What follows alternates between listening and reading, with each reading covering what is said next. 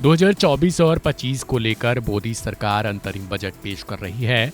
संसद में वित्त मंत्री निर्मला सीतारमण ने बताया कि आखिर इस साल का लेखा जोखा क्या रहेगा।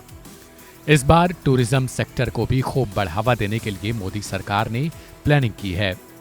बता दें कि पिछले कुछ दिनों पहले ही टूरिज्म को लेकर एक विवाद भी छिड़ा था और वह विवाद जुड़ा था मालदीव और इंडिया का।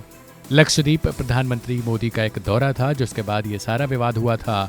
ऐसे में अब भारत ने टूरिज्म को लेकर एक नया प्लान बनाया है जिसके तहत राज्यों को भी कर मुक्त लोन दिया जाएगा ताकि वो अपने यहाँ पर प्रतिष्ठित टूरिज्म सेक्टर को बढ़ावा दे सकें। इसके लिए ब्रांडिंग समेत कई और प्लानिंग भारत सरकार की तरफ से की गई है। बता दें कि वित्त मंत्री निर्मला सीतारमण ने अपने बजट भाषण के दौरान इन चीज़ों की जानकारी दी, जैसे किस तरीके से वो मध्यम वर्गीय परिवारों को भी इस टूरिज्म सेक्टर का एक बड़ा भागीदार बनाना चाहती हैं।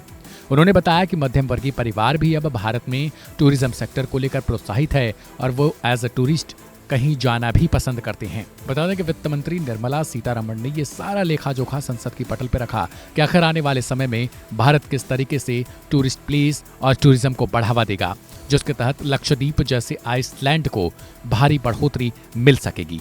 आपको सुनवाते हैं आखिर वित्त मंत्री ने क्या कुछ बताया। Comprehensive development of tourist centers. The success of organizing G20 meetings in 60 places presented diversity of India to global audience. Our economic strength has made the country an attractive destination for business and conference tourism. Our middle class also now aspires to travel and explore. Tourism, including spiritual tourism, has tremendous opportunities for local entrepreneurship. States will be encouraged to take up comprehensive development of iconic tourist centers, branding and marketing them at global scale. A framework for rating of the centers based on quality of facilities and services will be established. Long-term interest-free loans will be provided to states for financing such development on matching basis.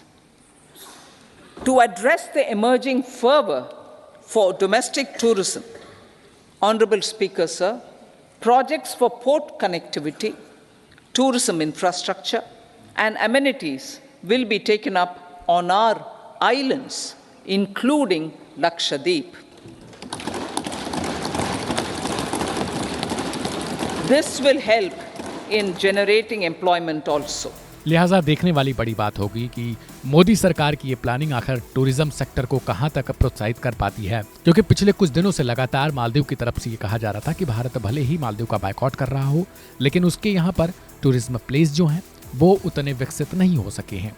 लिहाजा मोदी सरकार का यह stand अपने आप में काबिल तारीफ है। फिलहाल आपको यह बजट टूरिज्म सेक्टर के लिहाज से कैसा लगा, ऐसे कमेंट करें और वन इंडिया हिंदी को सब्सक्राइब करना बिल्कुल ना भूलें।